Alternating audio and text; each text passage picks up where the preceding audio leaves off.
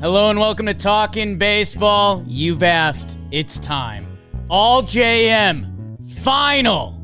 Who's getting daisies? Let's talk ball.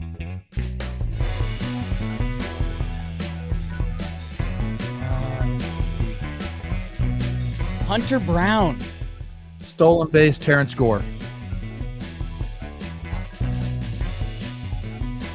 Hello and welcome to Talkin' Baseball. One of the last Talkin' Baseballs of 2025. I am Jake Storielli. That is Trevor Plouffe. Rob Scirocco's here. Dalton Feely is in the lab. We might have to tap into the John Boy for a couple deciding picks. And he's kind of been on one, so I wouldn't be surprised, Rob, you might have to get that other camera planned because he's been playing fast and loose lately. I don't know if it's the holidays or whatever it is. But Coach Trev, we are here awarding the best of the best with the most prestigious baseball award show. How are you? I'm doing great. I'm excited for all of these guys who made the sheet. Number one, making the sheet is an accomplishment in its own right. But for the guys that are going to get a pedal today, we're looking at an unprecedented amount of silver daisies, I believe, this year. So yeah, I mean, there's some difficult discussions. There's some really easy ones, but you're right. Everyone's been clamoring. Give us the final all JM team. Give it to us. And you know what we like to do? We like to give it. That doesn't get you going on the family road trip or sitting by the fireplace. We do.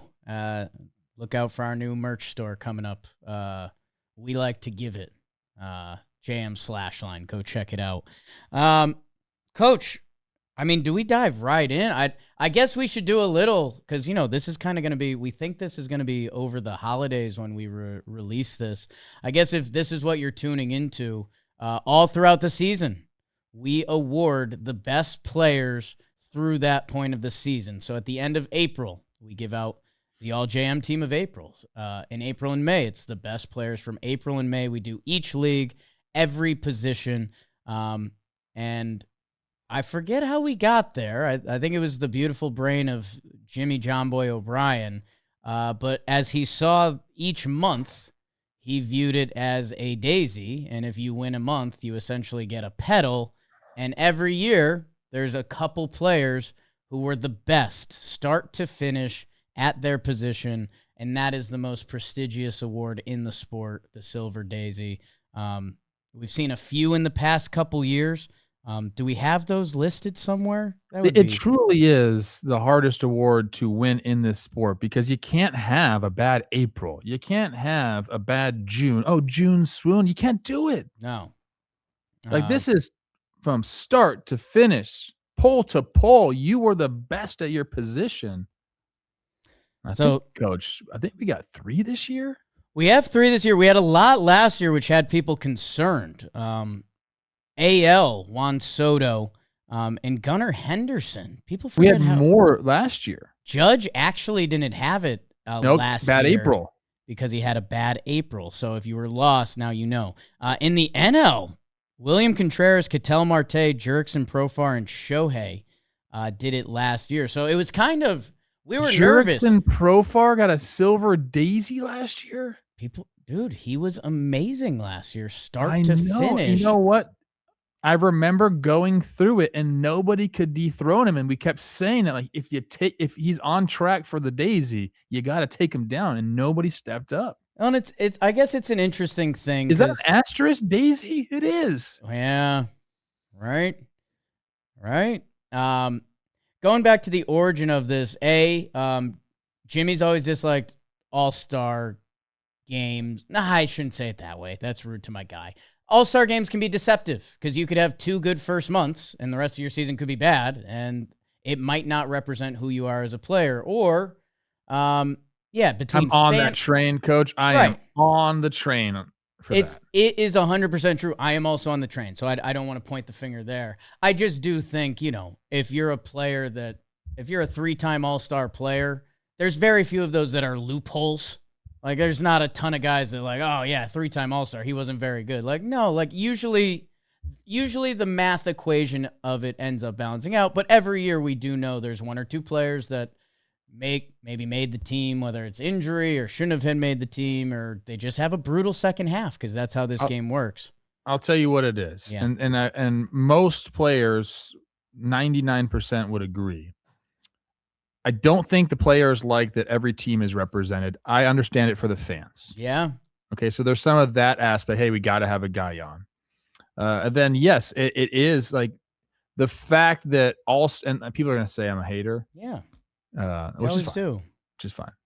The fact that 2 months can get you an all-star badge that you put on for the rest of your life, coach. Yeah. Yeah. Right. And you didn't finish out the year strong. And I hate myself that I never was an all-star because God, I would be throwing that in your face every day. Could you imagine? Could you imagine 2014 All-Star Trevor Plouffe? It's all we would talk about. A few years, man. I know. Never got the job done. Thanks, Josh Donaldson. Why'd you? I mean, stay a catcher, right? Gosh, he started to be a media man now. Hey, come for the throne here, buddy. Ain't happening. Yeah. Well, you're in this world. You're a 70-30 guy. Wow, that's a reference that 3 people get, but that's why we do it. Love you, Josh. Love you, Josh. Interesting guy. I'd love to get him unfiltered for an hour. He's always unfiltered. Did you see his wedding photos on Instagram? It was sexy. It looked like a Latin wedding. Like shirt tarps were off. He's a guy now. Bobby's on it already. I think there was money flying around. And that's where we start the 2025 All JM team with the retired Josh Donaldson. I think I want to dive in a little differently this year, Coach, because one of the things that's usually funny with this show, when we do it during the year, sometimes the big names get caught up in the riffraff. That it's like, oh, we spend an hour debating NL second base between Terang, Horner, and someone else, that we get to Shohei, and we're like, oh, Shohei was great this year. Good job, Shohei. Not to get too far ahead from the people, because we haven't revealed our full voting. We did a little scouting report beforehand. There are 3 people getting Silver Daisies this year. And they're the exact 3 people you'd expect. Like, when we go back into the vault and we look at the 2025 season, there should be 3 people that, you talk about. When we're old heads and they're doing future DVDs, the 3 guys we're going to be talking about are Cal Raleigh, Aaron Judge, and Shohei Ohtani. Our 3 Silver Daisy winners, which, again, coming off of last year, we thought maybe we were too generous to the people. This year, it feels like our math worked out perfectly. Oh, boy. I was recording in the other room. Judge is getting a Silver Daisy? Yeah. Yes. We're going to see him. Dude, 3 Judge, Raleigh, Ohtani. We crushed it this year. I don't care about the other 2. No, I'm just joking. Fast and loose. It was a joke. Stop crying. You did say that. It's fast and loose right now. I said, do not be shocked if John makes an appearance this episode. He's been playing a little fast and loose lately. I was in there. I heard you. That's awesome. We're seeing Judge. We're supposed to be doing something with Judge as a big reveal. It's not confirmed at all. Oh. But something I wanted to do this year, Jake knows this, is I want to actually make awards and get them delivered to the players. Well, we've been talking about that for years. Yeah, no, let's do but it. I even like the weird ass awards that you've given in the past. Like if we know that someone's coming to town for the Mets and we send Joe's to the stadium to deliver the I was going to use an example that we probably can't say anymore. It was going to go to Olsen. Like what you guys give out on Talking Yanks and we do at the end of Talking Baseball? Yeah, those weird ass awards. Like all your Lord a of the Rings. Baseball award? A Tolkien Baseball award. Like actually get some sort of figurine, walk into the clubhouse and hand it to the guy and watch them throw it in the trash or something like that. But okay, we'll get Judge a Silver Daisy. I think he'd like it. We do have our first asterisk Silver Daisy. I don't know if you know that. Why? Last year, Jerks and Profar won one. Oh. Yeah. So do we do that in our hall here? Are we doing asterisks? I feel like if you run the whole season without getting caught. That's baseball. Like when Melky got caught, it was the middle of the season. He did get caught. I think he did. Yeah, but after all the numbers were completed, you know what I mean? Like you can't. That was locked in. Yeah. Like if I eat my dinner and then afterwards you're like, that's actually, you didn't pay for that. It's like, well, I ate it. It's in my, you can't take back that I ate it. Like he did those numbers. He did those numbers. Okay. Like go to Barry Bonds baseball reference page. Tell me what you see. The numbers are still there. He's still got the bold. Facts. Now, like if we were going to award maybe he doesn't get a chain. If like you're going to award Silver Daisies 5 years retrospective, like we're not voting Jurickson Profar into the Silver Daisy Hall of Fame. Maybe we do some like 3D art. I can't take back what he did. We do some 3D art, like those words that like if you read them backwards and forward, like those tattoos that are like two different things. Those words, maybe his Daisy is also an asterisk. Oh, that's cool. Yeah. Oh, yeah. I mean, a Daisy and asterisk do look alike. Right. Very much, yeah. They're cousins. He might be a guy that Joe's doesn't want to deliver to. You don't tell the whole story. Is he going to be in the WBC? I told Joe USA is going to wax that Dominican. Oh. I can't wait. Oh. And then Japan will win the whole thing. Murakami can't hit fastballs. Oh. Yeah, we're hearing. That's why he went to the AL Central, though. Yeah. Crazy. The White Sox passed on McNeil, but got Murakami. That's a hunch. That's not. I'm not reporting anything. That's not reported. It's just a hunch. It's just using the context clues. Yeah. They're selling tickets. The White Sox? Murakami? Maybe corporate events and stuff. He looks good. He looks good in the pinstripe. He did jersey. look good in the uni. Did he? It's It was a Photoshop, but he looked good. Yeah. He had a bad sock pun in his press conference. Yeah. Didn't love that. That's ill-advised. Yeah, someone wrote that for him, right? Yeah, it's tough. Yeah. Boris? Is he a Boris guy? Boris would write that. No. All right. Well, congrats to Judge. That got me fired up. He deserved it. And to Cal Raleigh and to Shohei. But Shohei's surely gotten one before, right? Last year. Yeah. So last year. Judge missed it last year. Bad April. Bad first month. He did. He had a really bad first month, Yeah. and he had a really good year. Hopefully, Who we got see him? Somebody hilarious got Judge in the first month last year. Was it like Brent Rooker or something It's like that? on that sheet somewhere. Oh, here, regular. That's the beauty of the first monthers. Was it Stephen Kwan? That's not as hilarious. No, they. Tucker Trout Soto won it. Okay, that's no shame in that. No, there was somebody else. Now you're thinking of the year before that, when Brent Rooker won DH and Jared Kelnick won. Kelnick in April of 2023. April's a tough month. I mean, this year's April guys that stand out. Christian Campbell got sent down. Never heard of him. Just joking. I will never forget. Guys, I will never forget watching him play defense. I know. We joke on this show. Cedric Mullins, who ended up flipping leagues and didn't end up there. Ben Rice was a guy for a while. Jung-Hoo Lee in the National League is the one that jumps off. Brendan Donovan. Carson Kelly. Remember how magic his April was. So, yeah, this was us highlighting the best players in the league with a little just Murakami. Just a little pinch of that. I'll get to designing the daisies. Okay. I'm just thinking of daisy pendant, right? Yeah. On a chain. Yeah. Yes. Fake gold and stuff. If there's something that could make silver. If there's that was the stuff. If there's something, though, yellow can be gold. If there's something that could make Judge feel not weird about wearing it for a picture, that would be nice. I think that to get them to actually wear it in picture, it has to be either very cool and expensive or utterly ridiculous. I think you know our vote. Okay. And if we want to make like news with this, we go Flava Flav clock size. Right. right? Yeah, I wasn't still thinking aware that. of We though. just need Vinny. We just need it for a picture, Trev. We just need I think we could team up with a jeweler. We need Pasquantino or like Miggy. I think there's a middle ground there. There's lots of jewelers in New York. There's a middle ground between This office, crazy expensive and then silly. This office, before we moved in here, it was a family that made jewelry and sold it to Macy's because they're right across the street. Boom. For like Maybe there's 50 some jewels years. lying around. Maybe. All right. Congrats to Judge and Cal Raleigh and Otani. And Silver's way up though. That's the only problem. Yeah, It is. Yeah, price is way up.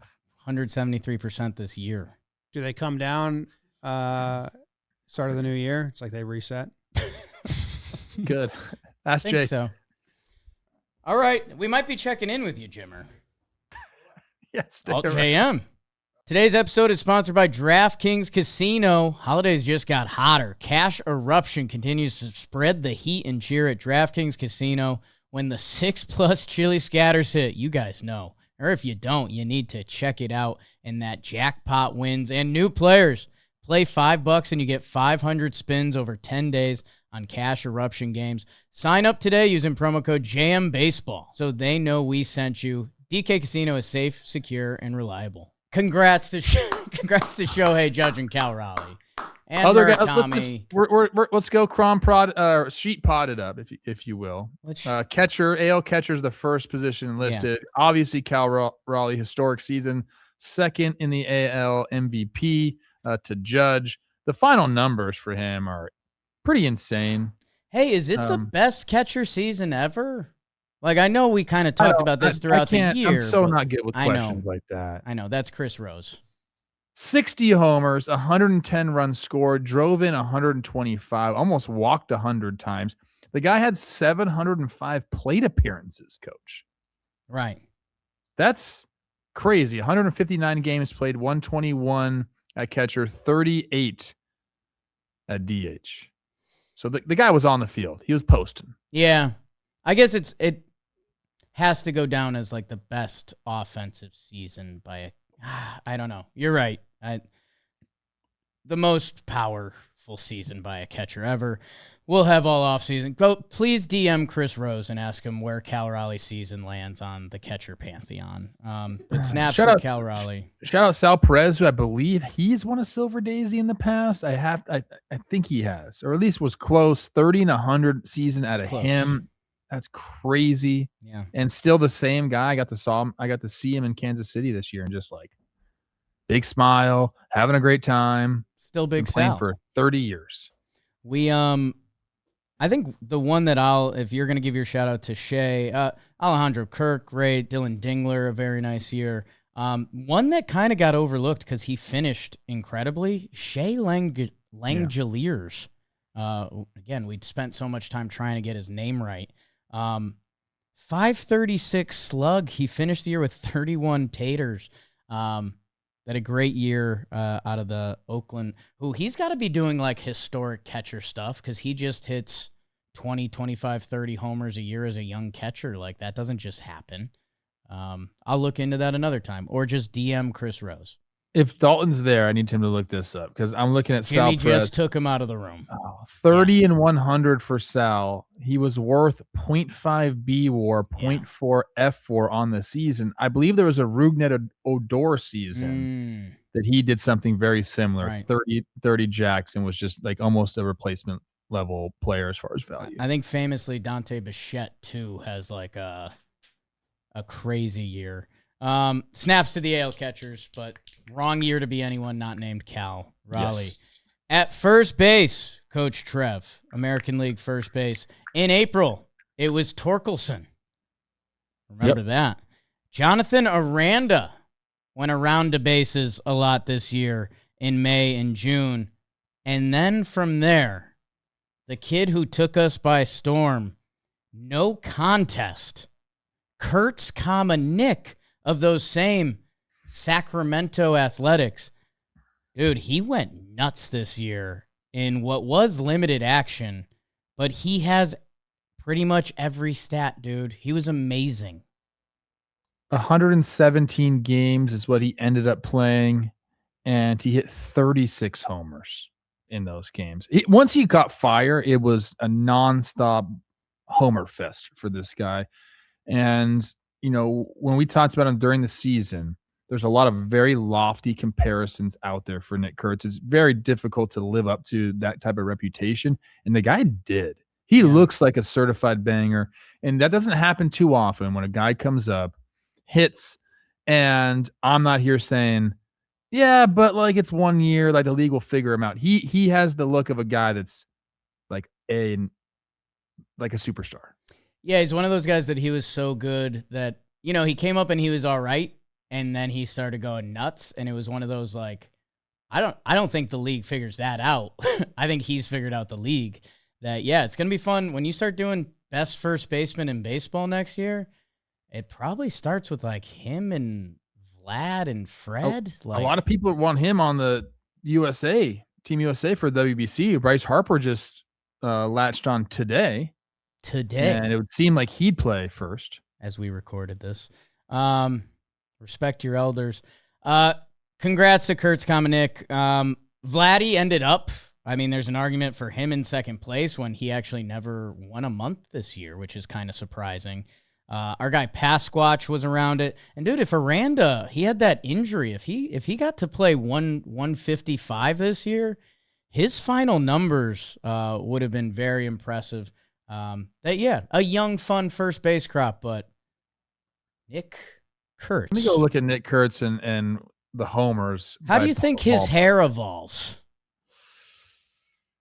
He's got like the long kind of like he reminds me of the guy in Kingpin a little bit. Not Ernie McCracken, the other guy. Oh. The Amish dude. Right. They call him Big Amish. Right.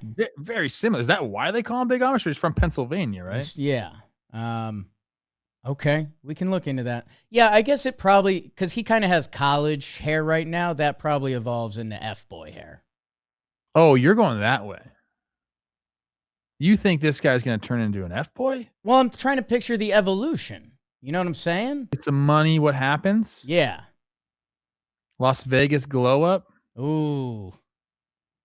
I'm ready for that. He looks young in that picture, man. My God. He looks like Ben Rice. That looks like Ben Rice in a wig. Congrats. Congrats to those Athletics faithful and Kurtz Kamenik. Second base, Trev. You're familiar. God, the names. There's a lot of, like I said, Christian Campbell's 1 April, weird year for him. Gleyber Torres had it for a little bit, a stalwart at the second base position. Wow, Jazz Chisholm came in the final 2 months as he was doing some 30-30 tings on the bases. Brandon Lau is in the mix here. Jose Altuve has lived in the mix here. I guess I'll let you go, Trev, because I think we have it, but I want to hear your thought process. Yes, we do have it. Okay. Jazz came on, was really, really great for the Yanks, established himself at second base. You mentioned the 30-30. That is not an easy thing to do. Highest slug, second highest OBP between the guys on our sheet, highest OPS, and actually played a really nice defense there as well. So I think we got to give it to Jazz. So he ends up winning 3 out of the 6 months. And I don't know if there's anybody really close to him. Yeah, it's where we get caught up in war sometimes, because when you look at all the numbers, like Brandon Lau offensively is in a very similar area code. I do think Jazz's defense warrants more than what B. Lau is bringing to the table. You could say the same with Gleyber. I didn't really look at the war. I'm looking at swipes, man. 31 swipes. The 30-30 season kind of takes it for me. You're right. Yes. Walk percentage. I know his high. He has the highest K percentage of anybody, but also a higher walk percentage than Brandon Lau. So I don't know. I think an overall ball player. Like I guess one way to look at it is, the stats are the stats. Take them all away. You pick those 4 guys. Like, who do you want on your team at second base? It's an interesting conversation at that point, right? Yeah, team build and stadium, blah blah blah. But I don't know. Sometimes being basic works. They're like, okay, if you wanted the best speed player, it's easily Jazz. If you wanted the best defender, I think it's easily Jazz. And if you wanted the best power, then it's probably him and Brandon Lau. They're like, okay, like Glaber probably has him in contact a little bit. And a little, I forgot Glaber was on a lot of it. He was on, no, Glaber had a big on base year last year. I forgot about that. That, yeah, you can start nitpicking a little bit, but I think it's Jazz. Even, again, not supposed to use this in a beneficial way. He did miss a couple weeks there that, could have been closer to, I don't know, 35. Doesn't matter. I think either way, it snaps for Jazz Chisholm, the best second baseman in the AL. And, dude, how about his whole rebrand from Miami? And, like, is he trouble in the clubhouse? And now... Who won the Miggy Rowe Jazz Chisholm battle? Miguel Rojas has won everything. That's so true. He's the king. But like Jazz didn't lose either. Miggy Rowe next year is already working in the Dodgers front office while playing shortstop. Like, that's facts. Shohei Ohtani's personally vouched for Miguel Rojas. That means something. Dude, Shohei owes Miguel Rojas a World Series. Yes. And that's a forever lifetime debt that I wish I was. I think I'd trade lives with Miguel Rojas right now. Just fuck it. He's going to have earmuffs. He's going to have fucking murals around Los Angeles. Like, I think I might prefer to trade lives with Miguel Rojas over Shohei. Like, instead of just having to do it for the next 20 years, for your whole life, you got to be Shohei Ohtani every day. Yeah, Miggy Rowe can just have a great day whenever the fuck he wants, bro. And is speaking Spanish way cooler than speaking Japanese? Interesting. Depends where you are. I think you can use it way more places, bro. I'm going to Spain. It's a little more versatile, yes. Yeah. Japanese. Yeah, I'd have to crunch. I'm in Miami. On it. I'm not going around speaking Japanese in Miami, although I'm sure that that's a very international hub. But. It's a great city. Congrats to Miami. Congrats to Jazz Chisholm Jr. For being the best AL second baseman this year. The shortstop. Talk about an iconic position. The American League shortstop. We renamed this award the Derek Jeter. No, that's not true. We should name these, though. Does that make it fun? Should we rename them every year? That's too much. Silver Daisy, Petal. I know. Yeah, that's too much. Bobichette. Molly Bobichette.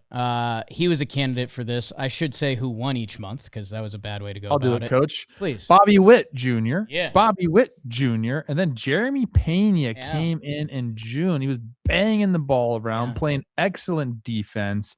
And then Bobby Witt reclaimed it. This is one we might look back on and say, sheesh, did we miss on Bobby Witt's first Silver Daisy, which I'm assuming he's got one in his future, but it ain't going to be 2025.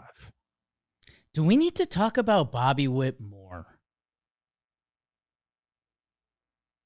I think we talk about him quite a bit. You think we're in the right amount? Because he's I think so. Amazing. And, Bobby Witt, we're IG boys. Right. Yeah. Which that matters. So it's big for me. I guess, pretty crazy. He's Team USA shortstop. So I'm looking right now at what happened in June. Okay. Here are the numbers in June. Jeremy Pena, 322 to 284 for batting average, 378 to 337 for OBP, 489 to 488 in slug. He had him in F4. He had him in B-WAR. He was running at 146 weighted runs created plus to 122. So Bobby must have had a bad June is what I'm taking. And dude, Pena was also great. And if you remember, Pena missed time this year, that he was on track for that superstar season that when we originally heard who Jeremy Pena was, we'd kind of been looking for that. Dude, Pena in 125 games isn't that far off pace from where Bobby Witt was this year. Like 840 OPS, the defense is there. He had a higher batting average than Bobby. Like, Pena was amazing this season, but he did get hurt. Bobby Witt had a great June. Pena was just 5 great, homers, man. 14 runs driven in, 286, 324, 505 for the 829. Did Pena just have this incredible June? Now I'm looking. Okay. I mean, this is nothing, so that's where I'm getting a little hesitant. But no, I think you're going to see some Pena numbers that'll make you happy, and so I'll just wait for that to happen. 2 homers, 10 runs driven in, but he went 361, 404, 515 for the 919. He had an 898 OPS in May, so he was teetering up there. Interesting. I don't know. This is just interesting to me. Yeah. For the first half of the season, and this is kind of right around the time he gets hurt, Jeremy Pena was 322, 378, and 867 OPS. And he plays some of the best shortstop defense in the world that, I mean, a decision had to be made, but I'm not going to second guess ourselves. We're great at what we do. I wonder if that was a vote. I feel like that's one that was really close, but Jeremy Pena had the numbers there. He did. It was a shame he got hurt. Houston next year. Interesting. Snaps to Bobby Witt Jr., who's just racking up, I mean, just crazy WAR for a player his age. He's 25 years old. 21 career B WAR, if you're into that kind of thing. And a 500 career slugging from one of the fastest players in baseball. Jesus. Oh, Trev, I've got good news, though. Bobby Witt Jr. career home runs. 99? 105. Oh. Yeah. Get in line, pal. Yeah. How's my rear look?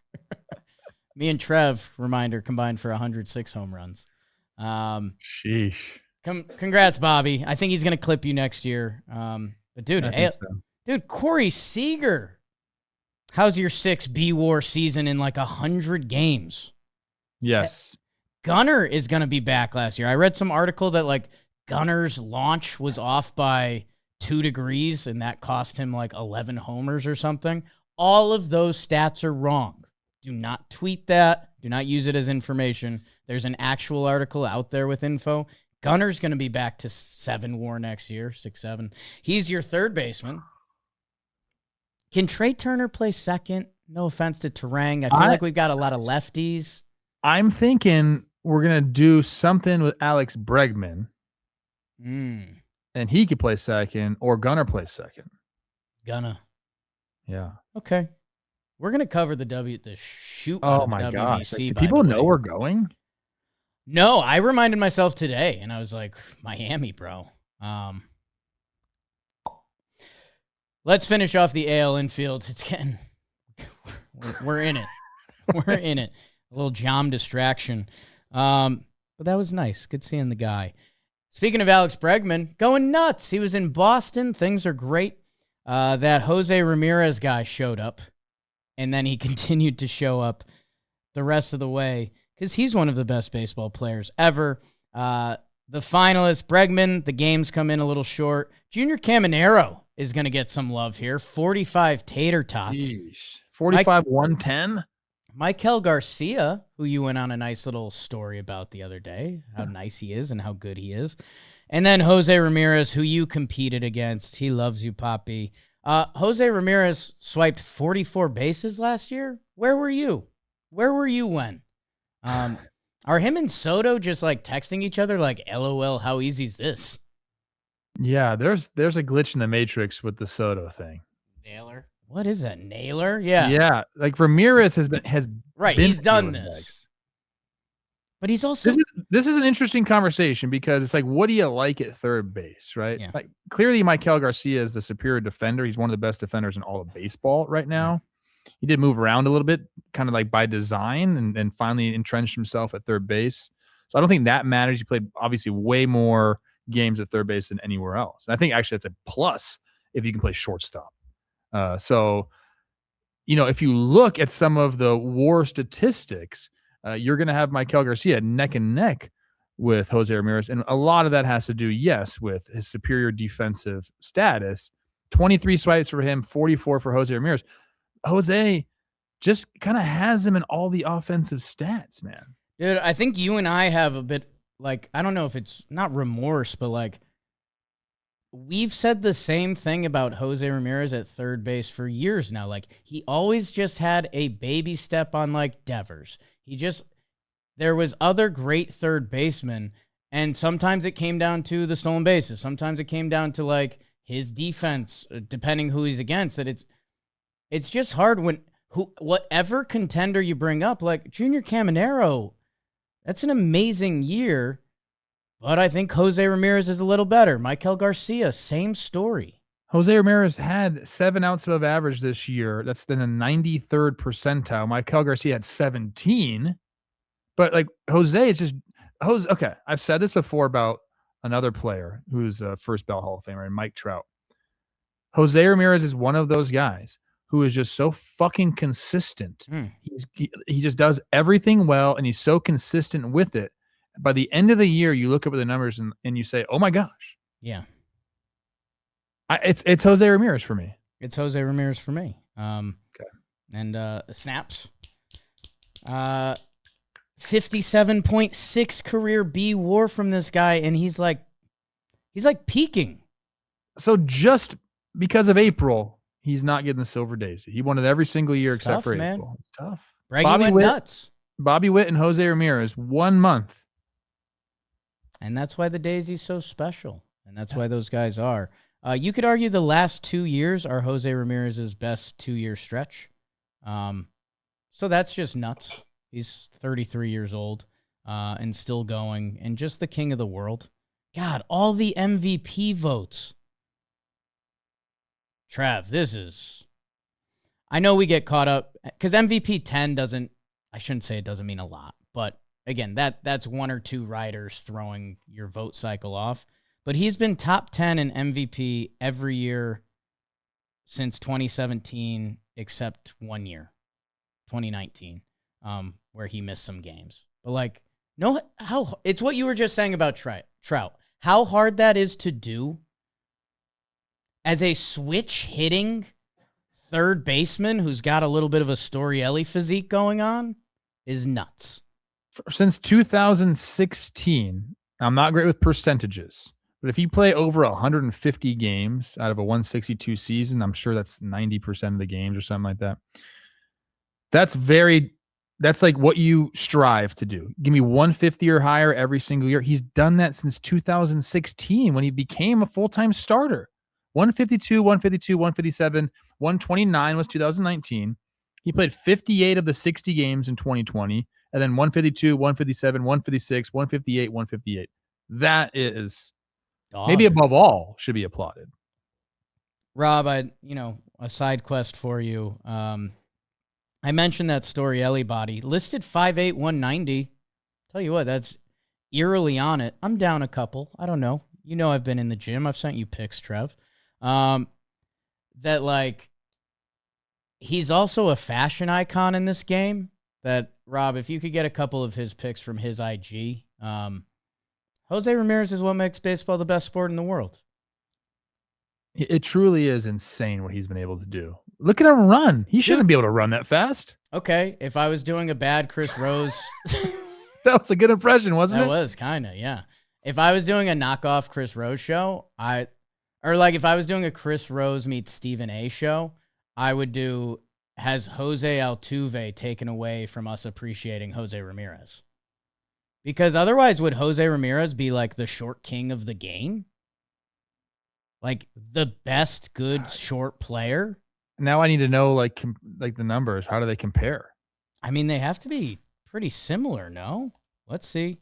Jose Altuve, less career WAR than Jose Ramirez, if you're about that. Okay. Are you on this already? I mean, I just clicked over from one baseball reference to the other. All right, I got homers, 285 for Ramirez. 255 for Altuve. When did he's first season for him? 2011. Okay, so Ramirez has less time. 2013 was, 15 games. Okay. Runs driven in. Altuve, 889. 949. Runs scored. Let's do that one. Ooh, 1236. Okay, well, a little different. 1001. Right, but that's middle of the lineup, top of the lineup. I guess so. Those can be misconstrued a little bit for both. 820, Stolen bases. 325 for Altuve. 287. So I mean, they're both legendary OPS? infielders. Look at that. I don't know if that's OPS? official. For Altuve, 826. 857. Two historic guys. I mean, Altuve was on championship teams and some other famous stuff, but his extra short kingness. Ooh, that's made a good. him That's the lead guy. Postseason's interesting because. Yeah, I mean, Altuve has a whole nother career in the postseason. Hasn't been great. Has not been great for Jose Ramirez. Really? 681 total. Wow. OPS. 841. Yeah. Is that Jose Ramirez wearing a Jose Ramirez chain? Love that. Yeah, it is. It's called Inception, people. I'd like, Rob, there's one. Oh, Jimmy thinks he's got the design. It's a mock-up. It's a mock-up. Did he text us already? He's in the room. He's playing free safety like a young Sean Taylor right now. This is the mock-up, Trev. It's on the screen. I got it. I got it on my thing too. Wow. I don't hate it. The thumbs up is interesting. The thumbs up is interesting. No. I had an extra pedal. I didn't know what to do with Yeah. the extra I think pedal, we so I worked on just that. did a thumbs up. And you'd change the color in the middle to match the team, obviously. Right. The 6 pedals represent the 6 months they won, so it needs to be a 6-pedal daisy. I didn't miss that. No. And then you make the engravings look better. I think you kind of nailed it. Besides the thumbs up. Yeah. We can work on that. Well, what else do you put? What's the 6th thing? I was going to, like, their OPS? Is there a glove? Oh, you know what? Instead of outfielder, you could put a glove. Glove and a bat, maybe? No, position. Has to be position. Yeah, so that's why I did outfielder. Yeah. 99 for his you number. You can also do like the team We don't instead have of the the rights. thumbs up. I guess we kind of do. We'd have to get that approved. Oh yeah. Well, maybe Well, not. you just do this. You just do the city. You do NY. Yeah, the team's abbreviation, Yeah. NYY. CLE. I That like would be that. Cleveland. That would be Cleveland. You had Jose Ramirez on mind. All right, so that's good, right? I think it's great, Jimmy. I'm actually surprised that it came out as well as it did. I Googled Whoa. 6-pedal silver daisy. There's a lot of them. It's common necklace. We kind of were pretty uninspired here. I'm one person away from Ben the Baller. Do we need to call him in here? You think we No? know who that is? We're assuming it's a jewelry artist. I'm assuming that's a jeweler. Oh, wait, you don't know who Ben the Baller is? That's crazy. Correct. No. The only jewelry I wear is my Aura ring. To replace Nice. my wedding ring.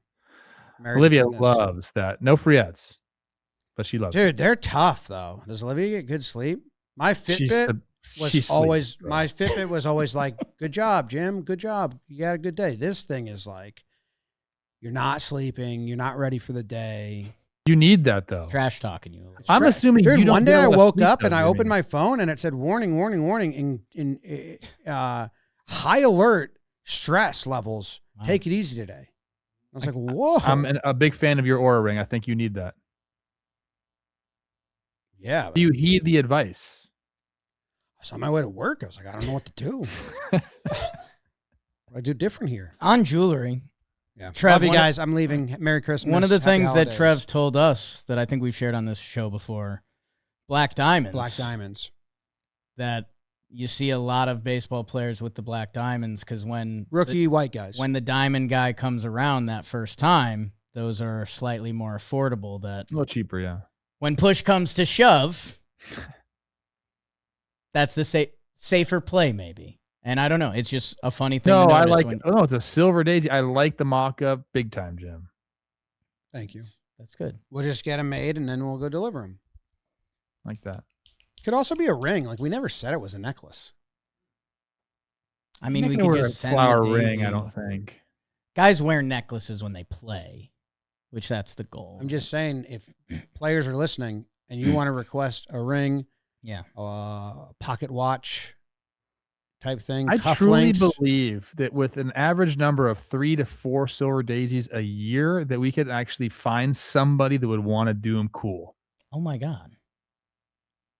Ben the Baller Guy, might be interested. I'll talk to Calabasas Country Club. I'll play golf one day and find him. I don't want to get too far ahead. There's our guy Turturro. Not to spoil the National League, but I think the guy who's going to be the NL center fielder would actually wear it and do whatever we want. So maybe PCA? Oh, shoot. Yeah. Wait, is he going to get a silver daisy? Oh, no, he's not going to daisy. Oh, no. Just a couple petals. But he'd probably rock a couple Dude, petals. when I was Googling... That would be like his motivation. When I was Googling silver daisy petals, there's some with missing petals, and I was like, that's wild. We'll get into it. We'll get into it. All right, we'll send my mock-up to your jeweler friends. Okay. How about just, somebody listening? You guys know people. Somebody listening. How many do we need? We're giving out 3 this year. 3. So in the past, who cares? So forward thinking only. We'll see Judge. That's a good point. Cal's a cool guy. Yeah, I don't know if I'd see him wearing it. J-Ram, I see wearing it. People would appreciate it. He didn't win it this Especially if they were nice. Yeah. Yeah. Okay. All I need is a picture of them holding it. Kind of like... I mean, we get Judge and we're good, bro. I think... Also, nice award, but we need to make sure that people understand this is the most difficult award to win. It's the best award in sports. In all of sports, yeah. It's like this and the Arthur Ashe Award. We just went, Bobby Witt Jr. and Jose Ramirez had one off month, not even, and they didn't win a silver daisy. Yeah, it's brutal. It's brutal. Yeah. Yeah. Love you guys. Show Trevor your book. This is going to be a 4-hour show. Jimmy got me this for Christmas. Okay. I like islands. I don't know. I also enjoy an island. Every now and then I'll just scroll Google Maps and just look at different islands and be like, what's going on there? Is that a vacation island? Man. Is that a party island? Is that a chill island? Are there penguins on that island? Is there nothing on that island? A good nothing island? Whoa. No, there's obviously something on the island. Or a couple of those like midway islands that were just meant for like ships passing through the Pacific, and you're like, Jesus Christ. People just live. Do you have like dreams of like being on a deserted island and just living there? Is that like a thing for you? No, I don't have that gene. Know what it is? I like being in isolated places, but still like operating normally. Like if I'm on like a ski trip and like watching the game, or like if you're on a beautiful beach island and you have a nice beach day and then you watch the game, it's kind of like funny. Like you could still be anywhere in the world. You just want to watch the game. I just want to watch the game. It turns out. Talking to a therapist about it. Let's wrap up the Where American. are we? I don't know. Somehow we're not through the American What League. are we doing? I think this is now 2 episodes. I think we just chop out the 2 Jimmy points. That's like a preview episode for it. I don't know. Let's Chef King. Congrats to Jose Ramirez. There's a little research. Him and Altuve. Maybe that should be a Jolly video. I'll text his ass. American League outfield. Like we mentioned, this year in April, Wheeler Abreu. Who is he? We'll see if we hear his name the rest of this offseason. Aaron Judge, as you know, ran the gambit this year. Cedric Mullins was your center fielder. If you're new to our outfield, you do need a center fielder. Jorge Polanco at DH to start the year. If you remember how nuts his April was, carried that into October. Tyler Soderstrom. Oh, I jumped to you, Till. We'll keep it in outfield. The outfield the rest of the way. UC Kwan. Buxton took over for center field. My God, Trev, are people talking about that? Julio Rodriguez jumped in at some points. Riley Green, Kwan. That by the end, the last 2 months were Buxton, J-Rod, and Judge. Judge, you know, is there. Are the other 2, Coach? I think that's who it ends up being. Buck declared for Team USA, not official. That's what I'm hearing right now. But an incredible year for him. The power was there. It seemed like every time he touched the ball, it left the yard. He ends up with 35 homers in only 126 games. That's actually like the most games he's played in quite some time. Yeah. And then Julio's just one of those guys, man. He's Jose Ramirez-ish. Like, he's on a pace, coach. And I think he starts off so poorly that we forget about like where the end numbers always end up. Like, he has such a high floor because of his defense and because of the way that he can run the bases when he wants to, that he's just one of the premier players in the American League. And I don't think he has that yet. Like, that's not like talked about enough yet. So I think it's Julio, it's Buck, and it's Judge. And now, as we do have our one center field requirement, I guess if you had to pick between Buck and Julio, who gets for center field? For center field. Not that we had. So, like, you know, I think that goes into defense. I'm just going to go straight to Savant. We'll see.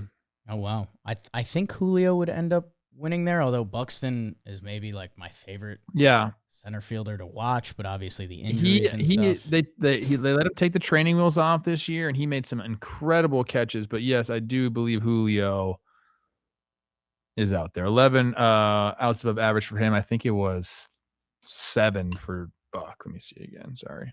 You're good. We'll go Julio center field. Let's go Julio in center.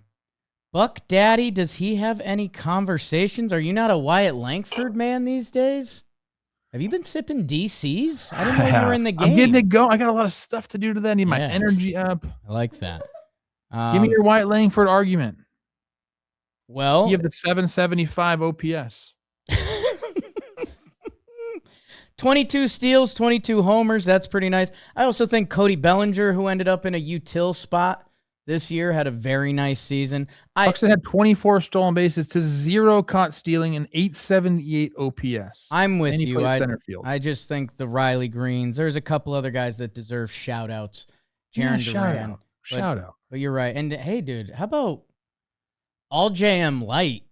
Taylor Ward and Joe Adell combining for 36 and 37 homers last year. What the hell? Did you know that Byron Buxton prior to this year had never stolen third base? I remember we talked about that. I didn't know that. And then Weird. He got it, though. Weird game. Congrats to Buck Daddy, Judge, and Julio Rodriguez. What a hang that outfield is. That's a good night. That is a good night. My God. You kind of got everything covered there. We got Georgia. We got, is Judge from Fresno? Or is that just where he went to college? He's from that area, Northern California. Okay. And then you got the DR, right? Yeah. That's this sport. And Buck is from like Georgia. This sport brings people together. 3 amazing players. Happy for Buck. Happy for Julio. I know I've done the speech a ton. This was a big year for him. I wasn't betting against him, but like, I wanted to see it, and he showed it in droves, and he's one of the best players in baseball, and he's a superstar, and arguably hottest. Yeah, we can do that. That just is what it is, bro. Hot boy list, huh? I got to get one. I know. I got to get one. It's time. Which brings us to, we do have a DH in both leagues now. Snaps for, how about Uncle Rob on that one? Do people talk about that enough? That's been just buried. There's a DH in both leagues. There's been one in the AL. Polanco, Devers when he was still in that league. Brent Rooker, George Springer from the top rope with his amazing year. So DH has been all over the board. It looks like the final candidates, Springer, Rooker, Ben Rice, Jorge Polanco, and Yandy Diaz, always underrated. I'll get ahead of you on this one. George Springer has to be on this team. Yeah, I can't, like, usually we say, hey, you got to play the position to be eligible for that position. Makes a lot of sense, right? I don't know if we'd really do that for DH. He did have 82 games at DH compared to 44 in right, 12 in left. So majority of the games at DH. Brent Rooker is like a full-time DH. I bet he's got like a couple games played out there in the outfield. So I don't think we can take that away from George or like hold that against him. And then if you kind of like look at the numbers, yeah, it was his year. 32 homers, that bested Rooker by 2. Scored 106 runs.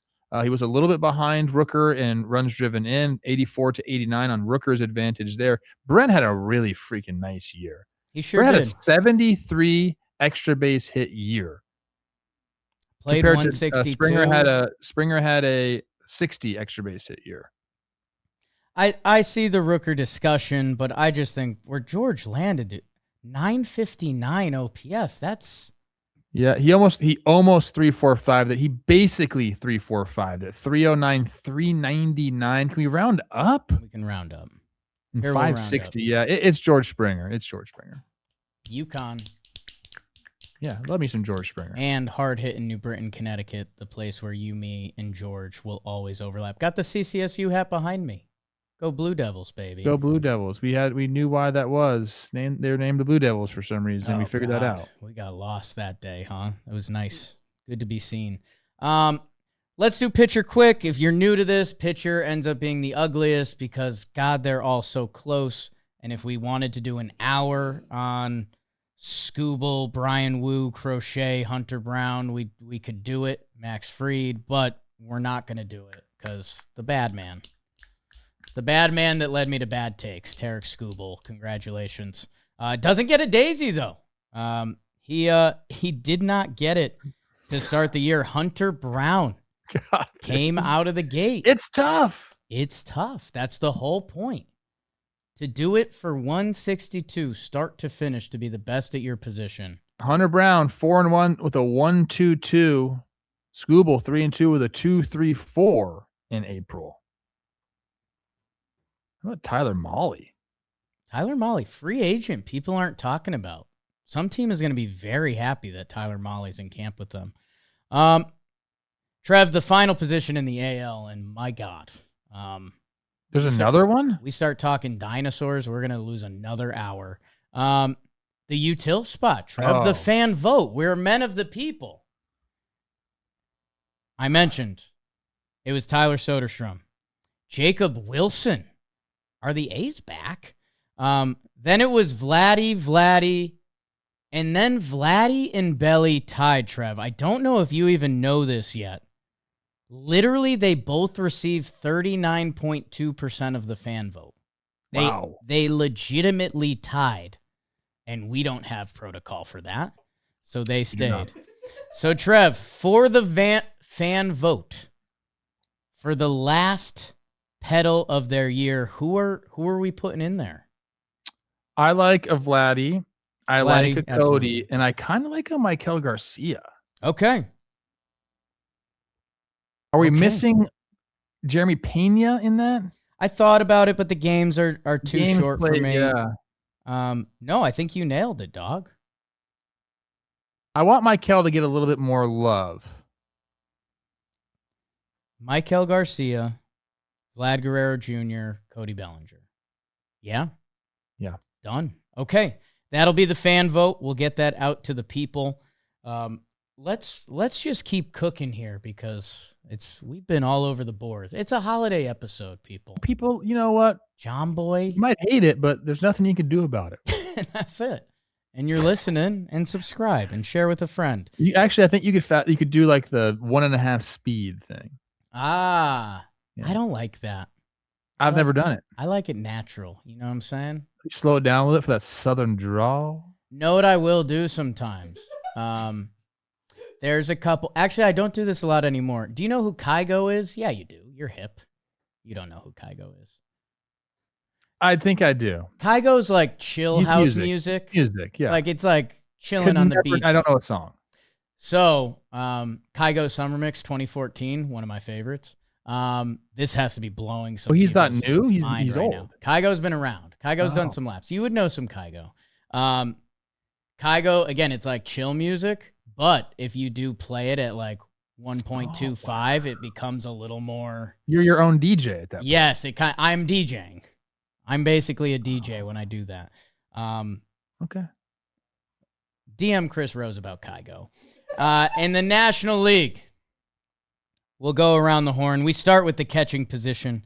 And to start the year, it was incredible. Carson Kelly's April. Carson Kelly's April should go down in history books because it was amazing.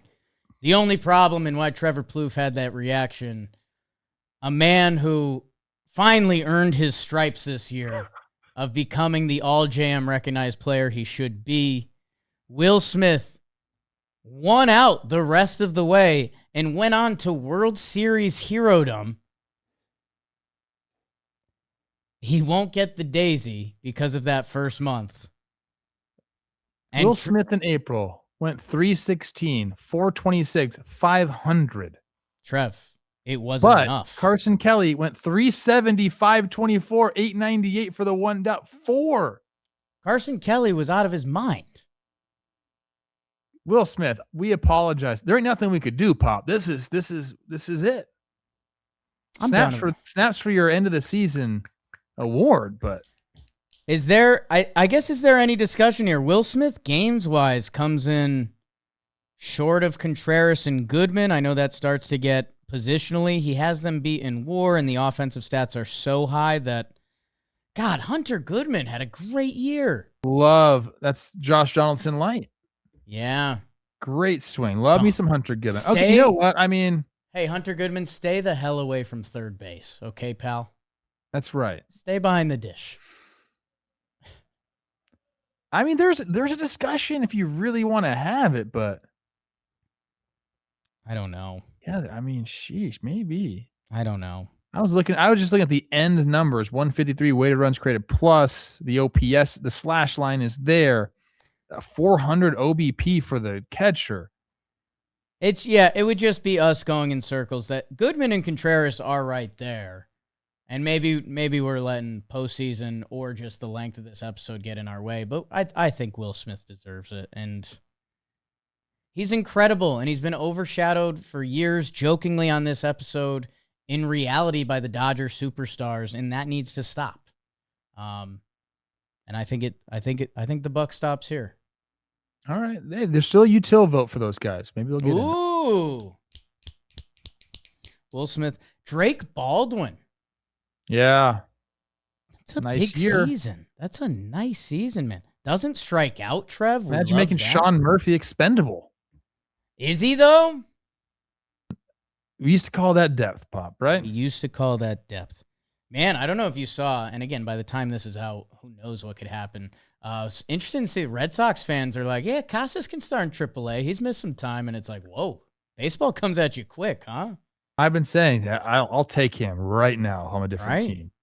If the Red Sox would be smart to hang on to him, put him in AAA, fine, but don't trade him now. That guy's a stud. His numbers, big boy. Congrats to Will Smith. Nice year, pal. First base. National League first base, some studs. Peter Alonso, Freddie Freeman, Pete Alonso, Michael Busch had arrived this year, and then Pete Alonso again. So this one had been all over the board, start to finish. Where are we at now, Coach? Very, very difficult to pick between, I would say, Matt Olson, Freddie Freeman, and Pete Alonso, just of where everything kind of ended up. I know Michael Busch, you deserve some love too. I kind of missed you on the way in there. I'm looking at, for first baseman, I'm more of a counting stat guy overall. Defense does get involved. But man, like Pete Alonso, 38 homers, 126, 162 games played. So he played the entire year posted. Same with Matt Olson.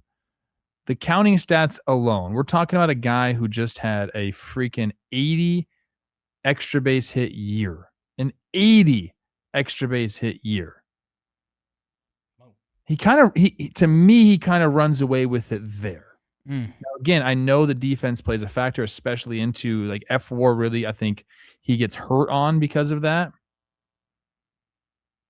Matt Olson has a 4.7 F4, a 6.0 B WAR. Matt Olson, man. Was that last month? Higher OBP, Same exact batting average, lower slug. Gosh darn it, Matt Olson. Dude, Matt Olson. What? 95 runs driven in, 29 homers, 98 runs scored. Oh my gosh. He played 162. Same amount of bats, same amount of hits. One dotted in September. My head's hurting, Matt Olson. You did that. One dotted in September. Might be dehydration and just living off Diet Cokes, but also you, Matt Olson. Trev, this is a problem. Call Jimmy and move on. Don't tell him he has to pick an NL first baseman. Don't tell him who. He can go anywhere with it. Oh, no. I think we have to give him those two. Oh, wait, Dalt. Pete or Matt? Does Bush get in there? I mean, I want to see where... He has the exact same slash line as freaking Pete Alonso, essentially. I kind of just want to see where Jimmy's brain goes with it. And if we have to go nuclear, we go nuclear. Okay, move on. Okay. Jimmy's got the text. God, holy this is tough. shnikes. And this is the only award show that they peel back the curtain. Like, discussions are live. Not submit your ballot and run. I came ready to give Pete that pedal. No problem. And it'd be really nice for his free agency, you know? Can't do it. We're not shills like that. He's out. Send me some swag, Pete. Just kidding. He's a Baltimore Oriole. What was going on with the jersey? We'll circle back at first base. It's interesting, right? Second base. Brendan Donovan, how are you? Good ball player. I don't know if that's established enough. Nico Horner, I keep forgetting to go in order. Sorry, everyone. Well, actually, Brendan Donovan was in order. Look at that. He won April, he won May, and then the Ketel Marte parte started to happen because where that guy's stats are amongst second basemen get in our heads. Trevor looks panicked. This is what do you value at second base? Because clearly there's an offensive threat here with Ketel Marte. He's the best of the bunch by far. Correct. Nico Horner, on the other hand, can swipe you bags, can play some defense. Now, the offensive stats still pretty good. 740 OPS for a second baseman, good. Ketel Marte, 893. You got Bryce Terang hanging around there with a 794. I don't think Brendan Donovan is in discussion. I think you're right. Say that. I think that's fair. So between Nico, Ketel, and Bryce, it becomes a difficult conversation because Bryce Terang, well-rounded ball player, 24 stolen bases. We know he can bunt first and third to win a game. Seen it. We've seen it happen. Seen that. Because if he doesn't get it down, guess what? He's in the manager's office and Pat Murphy's yelling at him. He doesn't want that. They're running polls after the game. Nico and Bryce, 156 games to Ketel's 126. That means something. But those offensive stats are just so good for Ketel. That's what's keeping him in the ballgame here. For me, I legitimately don't think I can pick between Terang and Horner. And you don't want that to be the cop-out, because if I think they're the best second baseman, that's still the best. I guess, and this is where we traditionally land. And it's almost the holidays that I don't want to affect. Can I convince you? Which part? Because I'm a Ketel man. I think I found my take here. Okay. And WAR doesn't really support this. But if we're talking about the most well-rounded player of the three this year, it's Bryce Terang. A 124 weighted runs created plus. Okay? Right. He's stealing bags. Yep. Played in all the games. Correct. Can do all the things. He's got 18 bombs to Nico's 7. Right. He's got 81 runs driven in to Nico's 61. He scored 97 runs to Nico's 89. Now, is he going to strike out more? Nico's got him there. The contact rate is much better, but he also walks more than Nico. I think I'm going Bryce Terang here. I guess here's my problem. I am now back against hitter strikeouts for certain players. And Trev, you mentioned everything's close, right? Like the stolen bases are close. Terang's homers are a significant difference. Trev, 100 strikeouts And you're talking about like when you think of a second baseman and what you want there. Turang struck out 100 more times. That when I'm doing Turang and Horner, defense is ungodly towards Nico Horner this year. I mean, they both play great defense. Like I'll eye test a little bit there. That's an eye test. Turang did not grade out well defensively. I get that, and hey, Horner, I'll never argue against his defense. I guess for me, I know, dude, but this is where I go back to. If I'm building the best team I can with these stats, like not just who I think they are as a baseball player, I think I would want Ketel Marte as the switch hitting second baseman with almost a 900 OPS. Yeah. And I think agree. And again, I don't know. But that's not what this award is, though, Jake. That's not what this award is. This is a results-based award. So who has the best results? I think we do have to take into consideration the games played in this situation. 30 games. It's a full month of baseball. Was Marte's last month not great? Dalton's in the room. Come on, Dalt. That has to be a top of your head one, no? Do you want me to answer that? No. Yes. He cooled off. Like it was. Where would you go, Dalt? I am biased. I obviously like hard on the 789. sleeve. I think Ketel's offense, like it's above and beyond the rest of these guys. Now, granted, Turang and Horner are two of the better defenders at second base, maybe just across all positions in baseball. But I think with Ketel missing time this year, he missed the early portion of the season with a hamstring injury, which is why Donovan won it earlier. Marte's numbers still grayed out. So if we're going what's on the paper, like Marte's offensive numbers are pretty much either on par, if not better than these guys, and he did it while missing basically a month of baseball. And again, take that with a grain of salt, Snakes fan. I'm going to let you cast your vote, and if we have to go to CPU Jimmy again, that's fine. I'm going Ketel Marte. My final piece of data, 893 OPS versus righties, 891 versus lefties this year. Whoever was on the mound, Ketel Marte was essentially a 900 OPS hitter in the middle of your lineup as a second baseman. That I can't say that about the other guys, and I just think that is. I know the games are short, but that's my pick.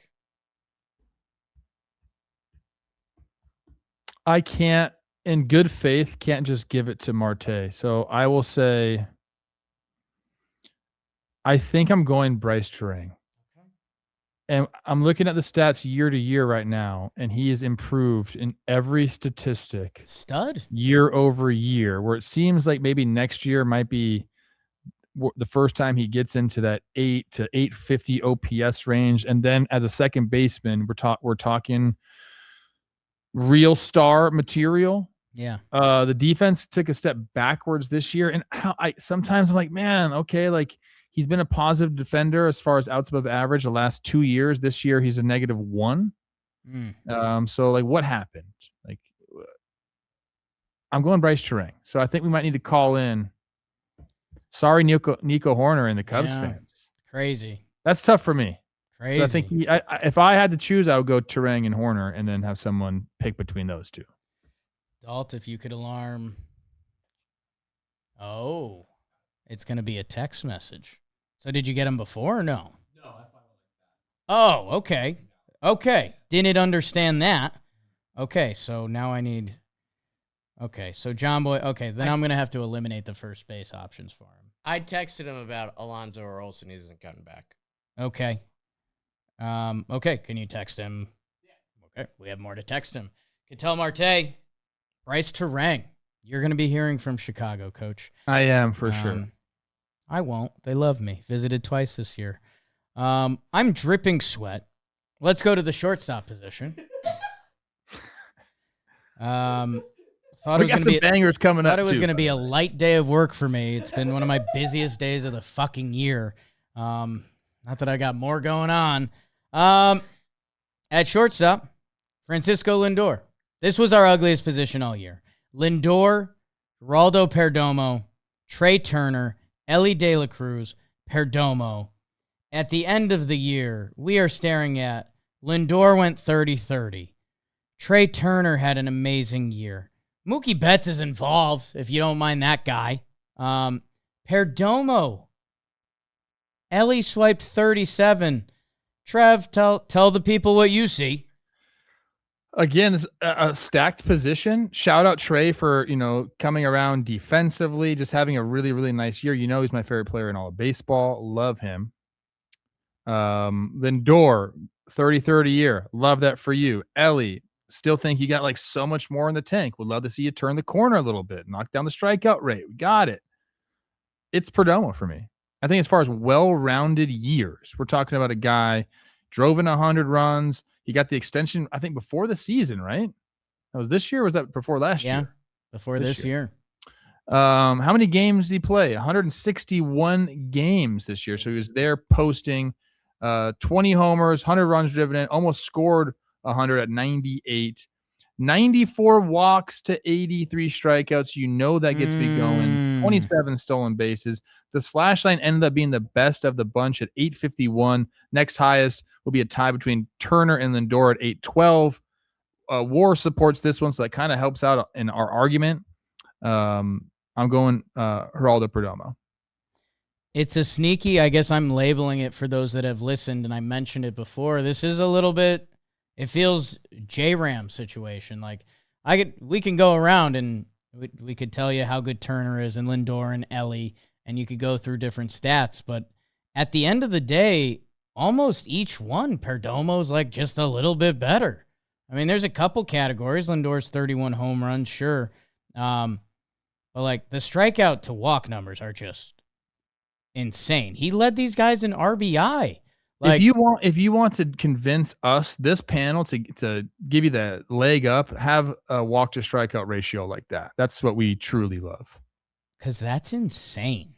Yeah, I mean, I was on Perdomo. I think it's the right answer. That on-base percentage is crazy. And yeah, again, if you hop around to WAR or like, it's Perdomo. I know the other names are flashier, but he stepped up this year. He's going to be DR starting shortstop in the World Baseball Classic, so credit to him. Rob Schrocco? I got an answer on one of them. Okay. Bryce Terang over Ketel Marte. Okay. Congrats. He, America. Jimmy said America. he's not sure on Pete Olsen. Okay. Is that like he's continuing to do work? Is that? I don't know. It just said not sure on Pete Olsen. Okay. Just be like, haha, okay, let us know, question mark? Because otherwise that affects how we have to conduct business here. Congrats to Perdomo. What a season. Who would have had that before the year? Third base. This is a funk one. I'm interested to see where. Okay, Trev, you played. I like position. this one. I think I got a handle on it. I'm interested because you and I both think we have a handle on it, which could just lead us into a horrific spot. Third base, it was Austin Riley, and then Manny ran it. I didn't realize that. Because NL third base, normally a stacked position, had just a funky year. It used to be. I think some of those guys are dying off. The Nolan Arenados, the Justin Turners, like these guys, that were their stalwarts for so long. Right. I know Turner's been maybe a couple years now, but yeah, I think it's turning into a new crop of guys. Manny Machado is the guy for me. Okay, good. Same. And it's because he posted. He always posts. That's one thing that he does. Eugenio, he goes over to the Mariners at the end of the year. His game kind of is one-sided. Yeah. Like the 29 walks to 117. Not that Manny's much better, for being honest. It's a tad bit better than Eugenio. But Manny puts up 27 homers, which is more than anybody except Eugenio. Scores 91 runs, drives in 95, which is both more than anybody else. 14 swipes for him. The olds and the slows really got in on the stolen base game this year, which I love. And then, as far as OPS goes, Of the other guys not named Eugenio, because he did have a near 900, so that's why he's in the discussion. Matt Machado was over Chapman, over Beatty. I think it's Machado. I know it's Machado. You're right. Okay, I'm glad we agree on that. If Matt Chapman had the games, I think this would have been an ugly conversation. Brett Beatty, shout out for being on the board here. And seems like he is a big part of the Mets plans going forward. But it's Manny Machado. And I sometimes we question if it's name value or whatever, but the games in this point, Matt Chapman had 128, Beatty had 130. Those compete, but the other stats kind of don't. More home runs, more RBI. Like, yeah, it looks scarier on paper the way our sheet is laid out, but it snaps for Manny Machado. Gets paid well. He does. Does he retire as a Padre? Chris Rose question. I think he's got to be done once this is over. Yeah. Okay. Oh, yeah. I kind of meant it's like they trade him. An old Manny Machado gets traded somewhere, or if he. It'd be the Yankees would be the only place, man. I feel like that's a logical, destination for him. Red Sox monster turn for him at some point. Or did you just go to Miami? Just hang out. Just change that franchise. Sorry, San Diego fans have to hear that. Although that contract is interesting. Congrats to Manny Machado, the best National League third baseman in the year 2025. The outfield, we're almost there, people. I promise you. I think I'm talking to myself at this point. 2025 selections, Chung-Hoo Lee in center field in April. People were talking about MVP Chung-Hoo Lee. That changed. Corbin Carroll and Fernando rounded out your outfield. PCA took over the world. He has been riding center field the rest of the way. Kyle Tucker had a 3-month stretch where he was there, and then you remember injury kind of got involved in his season. James Wood was balling until he was not. Sorry, James Wood. Kyle Stowers, Corbin Carroll showed up. So did that Juan Soto guy, if you remember where his end-of-year stats. And maybe you don't because he stole 38 bases and hit 43 home runs as Juan Soto. That coach, we kind of spoiled it earlier. We start with center field because we need that. PCA competing against Andy Pajes and Jackson Chourio. I think he held on. I know some of the end-of-the-year stats are tough, but that's why we have a center fielder. Yeah, the defense alone is, what's probably going to keep him in there because he did have the 287 OBP. I remember he started the year off just extremely hot. Power, speed, all the things that you can dream upon, which I believe, that 4.5 walk percentage, that'll go up. The 24% K percentage, that'll go down. I think he'll work on that stuff this offseason. He'll understand the game a little bit better. Mechanical adjustments probably are warranted. And once he does that, he has such a high floor, and a high ceiling, but a high floor that he's going to be around for a while. So yes, PCA still gets it, despite that slash line not looking great because of that on base percentage.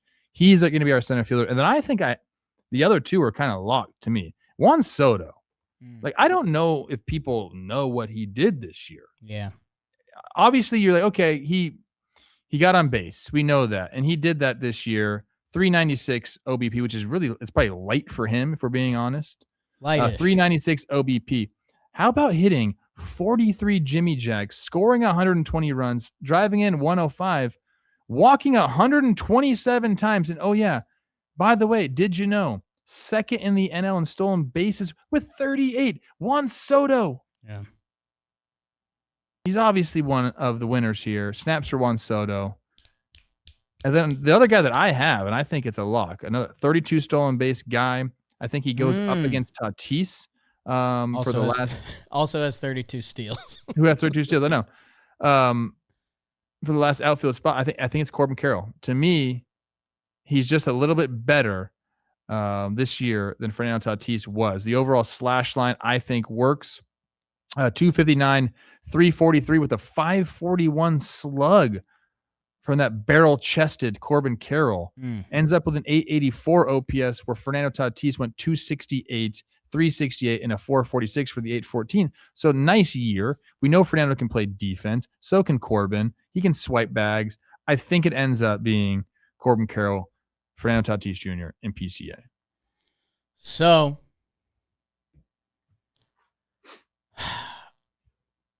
Tatis' defense is so special. And he plays in San Diego. Corbin plays in Arizona. I think the numbers are close enough for me because not only does Fernando play defense, Fernando plays game-altering defense. And Trev, I don't know if you remember this because it was many moons ago, because we have another situation on our hands. Shohei Ohtani wins the DH spot because he's Shohei Ohtani. Can I tell you something? Yeah. This year, outs above average has Corbin Carroll above Fernando Tatis Jr. Dalton has a boner from you saying that. The arm strength, now we know. Arms are different. The arms are very different. And I don't even know how Corbin Carroll rates in the 62nd percentile. When I see him throw, it's Johnny Damon-ish to me. The throwing form is of that ilk. Okay, I'll lay this out for you. You can shoot it down. Okay. Because, Trev, the last time we did this, Ohtani won DH because he does. He just does. Silver Daisy. There's another DH this year that had a historic season, Kyle Schwarber, that what we did last time is we had Schwarber win the util, that we didn't even put it to a fan vote, but we did allow the outfield to go to a fan vote. But last time, it was Stowers, Carroll, and was it Tatis or Tucker at the time? That if you wanted to, and we don't have to, I'm interested in putting Carroll versus Tatis fan vote last spot in the outfield. Because Schwarber has to be on this team, dog. He can't be util, though. I don't like that we put him on util. He's not a utility player. The way he hits is utility. What? Yeah. I think we figure it out between you and I, and then the guy that doesn't win between Tatis and Corbin Carroll goes in the util vote. Can't believe you want Tatis. Can't believe you defensive statted me. You want Tatis. Oh, that's what you said. He said it's so good, and it is, but Corbin Carroll goes and fucking gets it, man. Sure. His speed, there's still a couple weird plays out there here and there. If that was your calling card for right. Tatis to win, I think you gotta lay it down, coach. You gotta fold that one. Well, I'm just saying, like, going back to the stadiums and stuff, like weighted runs created plus, which just is what it is. Carroll's 139 to Tatis's 131, which that looks a lot closer than a lot of the other numbers of just is pure it higher or stats. lower? It's higher, but I think when the defense gets brought into that equation for Fernando, who we're talking as 6'5" F4 to 6'1", I know it's can be considered negligible, but it's higher. Right. It's I guess when we start talking platinum glove type ish, the home run robberies, like what Fernando does defensively, like. Can I interest you in extra base hits? You can, and those triples play. 80. But that's also a ballpark thing. Like, that's what I'm saying. 80. I know. Well, no, I mean, if there weren't triples, they'd be doubles. I'm just extra Sure. base hits means doubles, triples, homers. So Fernando Tatis Jr. Correct. has 54. Yeah. That's different. Is that math? That's the math. Stanford, man. I think you got to go Corbin here, coach. That's a pretty good argument on my side here. Fernando can battle it out with a group vote. So that would leave Fernando and Schwarbs for the util. Who else deserves to be in there? One of the shortstops, probably. I was gonna put Hunter Goodman in there, but yeah, it's probably a shortstop. We're leaving Hunter Goodman out. Tastefully. Shout out Hunter Goodman. Respectfully. Just shout him out one more time. Shout out Hunter Goodman. Let's go Trey Turner Would you or like Nico. Nico's a fascinating one. Oh, God. Let's go Nico. Trey Turner's out. He got beat out. Let's go Nico because that was a discussion. Okay. Let's go Schwarber and let's go Tatis.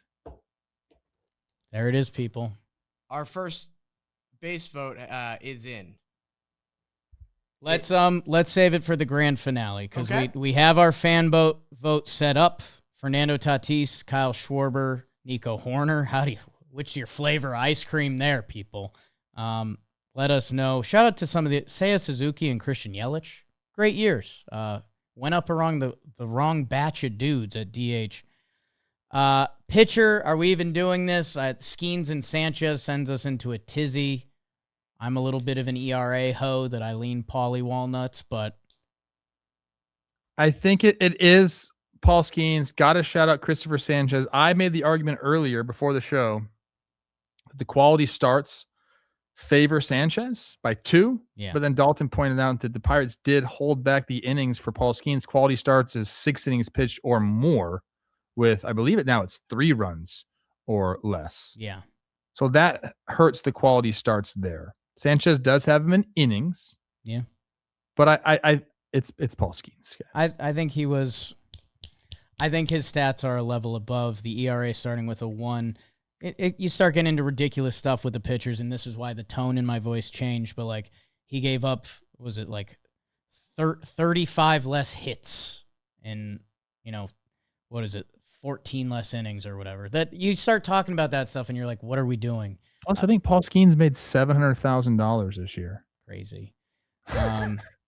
Chris Sanchez and Crochet should just go have their own like tall freak show lefty. We should getting screwed out of awards party. We'll message them. That won't happen.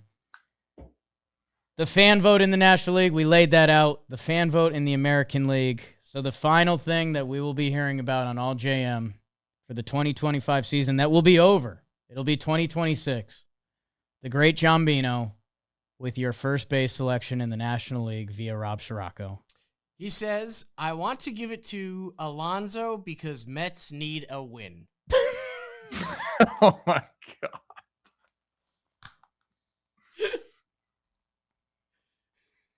Congratulations, Pete. Congrats, Pete.